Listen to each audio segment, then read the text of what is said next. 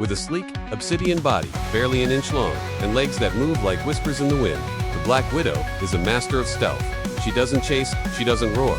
She simply waits, suspended in her chaotic web trap, as disorganized as it is deadly. She lurks in absolute silence, sensing every vibration. One tremble, one foolish movement, and the hunter becomes the hunt. Her venom is a neurotoxic symphony of paralysis and pain. Drop for drop, it's up to 15 times more potent than a rattlesnake's.